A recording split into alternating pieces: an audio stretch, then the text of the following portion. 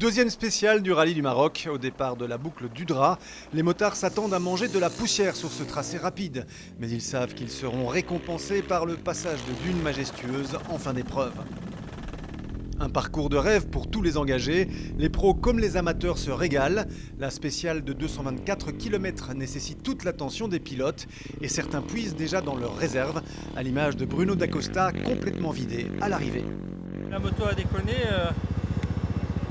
au kilomètre 30. Après, bon, j'ai galéré, j'ai fait 2 petites chutes dans le sable, passé par l'avant. Après, j'ai plus de moyen de navigation. Donc j'ai suivi les traces et je me suis fatigué à vouloir essayer de rattraper, mais bon. Voilà, on est arrivé.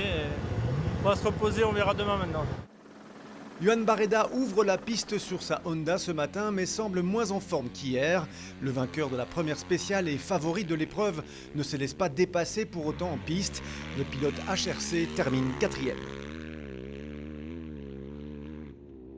Matthias Volkner confirme les attentes du team KTM. Le pilote autrichien de motocross a seulement débarqué l'année dernière en rallye raid.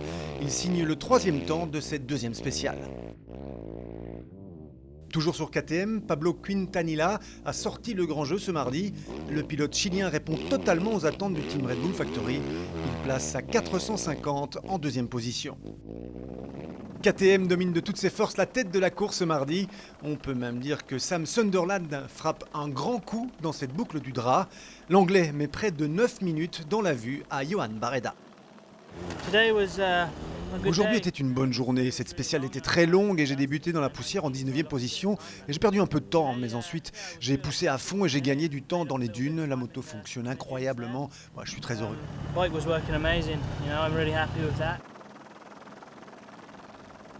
En quad, comme on s'y attendait, Rafał Sonik domine la discipline, très populaire. Le Polonais vainqueur du Dakar cette année est attendu à l'arrivée par son fan club.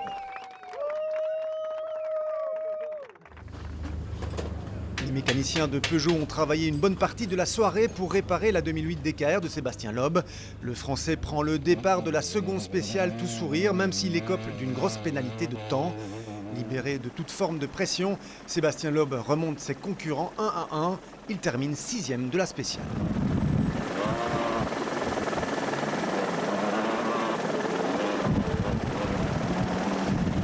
Mikko Hirvonen prend peu à peu ses marques dans la discipline. Le pilote finlandais a bien été aidé par son copilote 5 étoiles, Michel Perrin. Le duo termine 10e de la spéciale et du classement général.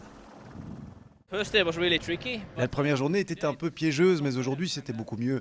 On n'a pas vraiment dû se battre avec la poussière. J'étais juste content d'avoir une vue dégagée et je n'ai pas eu de problème, donc c'est plutôt bien. Victime d'un problème de différentiel hier, Giniel de Villiers peut montrer toute l'étendue de son talent ce mardi. Sa Toyota Hilux enquille les kilomètres de piste et pour le pilote sud-africain, le passage des dunes est la cerise sur le gâteau. Il finit 3e de l'étape. Pour le moment, Nasser Al-Attiyah n'a pas encore totalement confirmé sa suprématie au rallye Oil Libya du Maroc.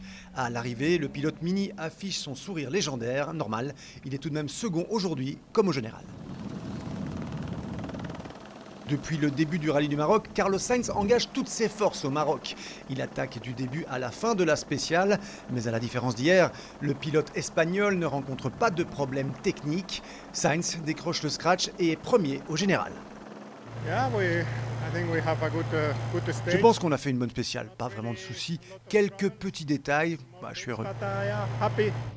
Du côté des camions, Ales Lopez place son Iveco idéalement aujourd'hui. Le Tchèque termine premier. Le Néerlandais Maarten van den Brink avec son camion Renault finit 2e. L'Argentin Federico Villagra monte sur la 3e marche du podium.